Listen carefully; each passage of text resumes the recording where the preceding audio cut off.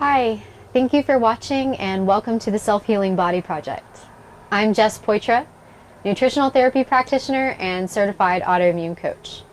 And behind the camera we have my husband, Zach Poitra, and he's going to help me tell my story. Hi everybody. So in this video, I would like to give you my history, my personal journey with autoimmunity, and tell you why I'm qualified to help you go through yours. So to start off, I'll tell you where I began, which was when I was 25 years old and I was in law school.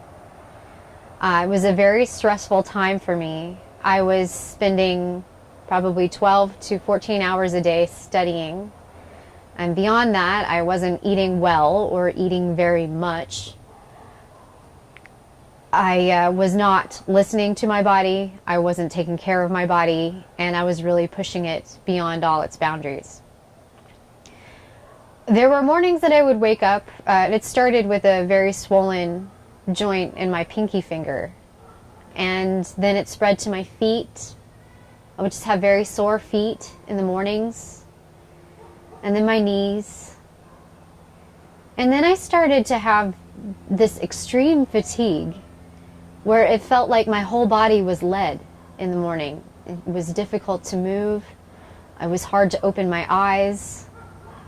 And I definitely had the feeling that it was something more than just being tired. There was definitely something wrong, but I chose not to listen to my body.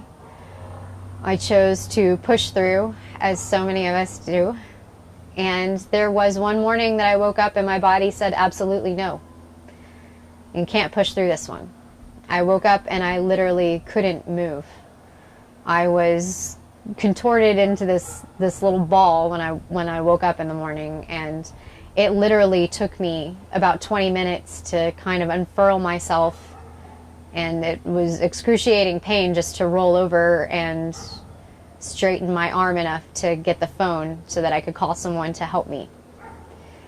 I saw a number of doctors after that and had many misdiagnoses, including chronic fatigue syndrome and fibromyalgia. Finally, when I was referred to the rheumatologist, I got the correct diagnosis, which was rheumatoid arthritis. Rheumatoid arthritis is an autoimmune condition that affects the joints and the lining of the joints and the connective tissues. Along with this diagnosis, I was delivered the news that my condition was chronic, degenerative, and genetic. In other words, this would probably be what I would die from, and I would be most likely on pharmaceutical therapy for the rest of my life. That was pretty devastating news to hear, but I did the best that I could with it, and I followed the doctor's advice. I didn't think that I had any other options. I wasn't given any. And so we started off with a very aggressive course of a drug called methotrexate. Methotrexate is a very dangerous drug. It's given to a lot of cancer patients. Anyway, I was given the highest dose of this drug that it's permissible to be on. When that didn't work, I was then put on a biologic drug, which is an immune suppressant given via IV drip. So I was sitting in the hospital every couple of weeks with an IV hooked up to my veins and just sitting there getting an IV drip for 4 hours every couple of weeks. And that medication did work for me in the sense that I felt a lot better and could function. Prior to having that drug, things got so bad that I couldn't really go up and down the stairs in the morning at 26 years old. I couldn't hold a coffee cup in my hands. It was very difficult to turn a doorknob, to drive a car. Everything was very, very painful. So this drug did make it so that I was functional. But in the same moment, after getting the IV drip, I was also exhausted for a couple of days. And this medication cost $17,000 a year. It wasn't covered by insurance. No, not for me. It wasn't covered, and even the portion that was covered wasn't enough. So that was really difficult. At the point where it was decided that this just was not sustainable financially, my doctor recommended me for a clinical trial. So the clinical trial drug was called Oskira 3, and it's a pill. And it had some of the most extreme side effects I've experienced. It really wreaked havoc with my gut flora. So the bacteria that inhabit the gut became extremely imbalanced.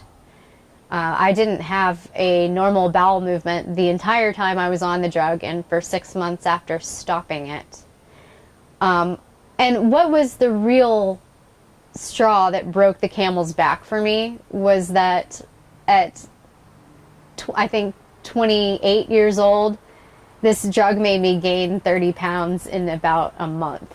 And in weird places too. It wasn't normal. Yeah, it was definitely not normal places. It was in my face and in my upper back and in my belly, and it didn't look normal at all. Not to mention 30 pounds is a lot on a 5'3" frame.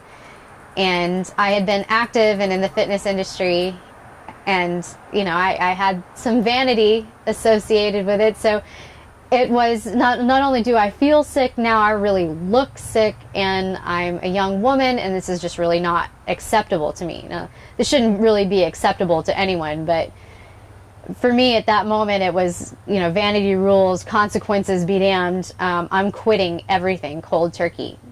That was it. I came to the point where I'm like, I'm not taking any more drugs. Screw this. So, not knowing what was going to happen next, I decided I just needed to lose the weight as quickly as possible. So I had a bodybuilder friend write up a diet for me. So this diet consisted of fish, chicken breast, asparagus, and broccoli, and a gallon of water a day. So unwittingly, I was put on an elimination diet. So the weight came off really, really quickly. But in addition to the weight coming off, I also started to feel really good. I started waking up at a normal time, wanting to get out of bed, having energy to enjoy my life, and I was pretty amazed. And at first I thought this must just be the water. It must just be flushing all the toxins out of my system. So faithfully, I planned for this diet, which was a month long, to end on my birthday. And I hadn't had anything except for those 4 foods and water for the entire month.